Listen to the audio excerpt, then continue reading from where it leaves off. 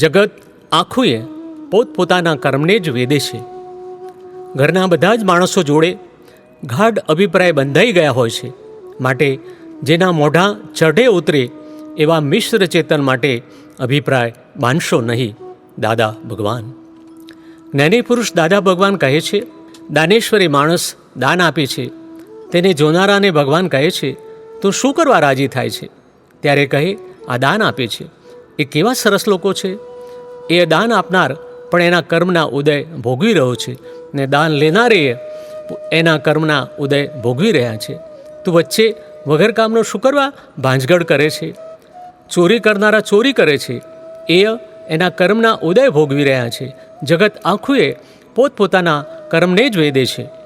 દાદાશ્રી કહે છે, અમે તમને જ્યારથી જોયા, જ્યારથી ઓળખ્યા, ત્યારથી અમારો તો કોઈ દિવસ અભિપ્રાય ના બદલાય.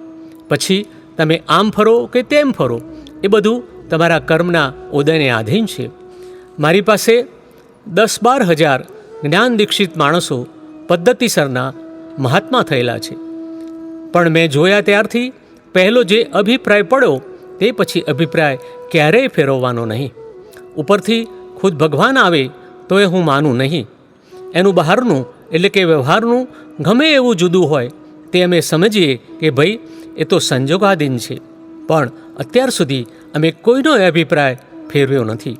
જે મારી જોડે 10 વર્ષથી જોડે રહે પણ એમનો 1 સેકન્ડે મેં અભિપ્રાય ફેરવ્યો નથી.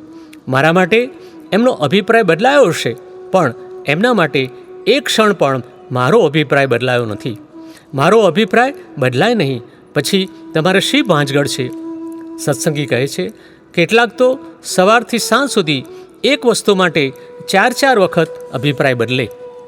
દાદાશ્રી કહે છે, એના કરતાં તો કોલેજનું સર્ટિફિકેટ સારું કે ફરે નહીં ને. અને આમના સર્ટિફિકેટ એટલે કે પ્રમાણપત્ર તો ફરી જાય. પોતાના ચેનચાળા પોતાને જ કળવા લાગે છે પણ તે તો પૂતગલના છે. આપણી રાજી ખુશીથી અભિપ્રાયનો માલ ભર્યો છે. દરેકને પોતાના અભિપ્રાય પ્રમાણે ચેનચાળા એટલે કે વર્તન હોય છે.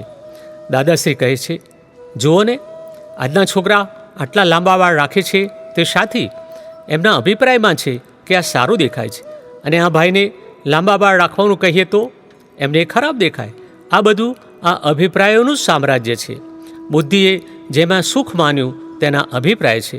દરેકને પોતપોતાની પત્ની માટે અભિપ્રાય બેસી ગયેલો હોય છે, તેનાથી અથડામણ થાય છે. દિવ્ય દેશના જ્યાં સુધી કોઈ પણ માણસ માટે અભિપ્રાય છે ત્યાં સુધી મતભેદ પડ્યા વગર રહે જ નહીં. દાદા ભગવાન.